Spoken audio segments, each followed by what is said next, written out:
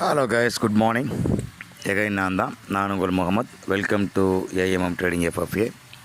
இன்றைக்கி தேர்ஸ்டே. நம்ம நிஃப்டியோட எக்ஸ்பைரி இல்லையா, அதை பார்க்கறது முன்னாடி குளோபலில் ஒரு ரவுண்டு அடிச்சுட்டு அப்படியே நிஃப்டியை பார்த்துட்டு பேங்க் நிஃப்டியை பார்த்துட்டு முடிச்சுக்கலாம் வீடியோவை. ஸோ குளோபலை பொறுத்தளவுக்கு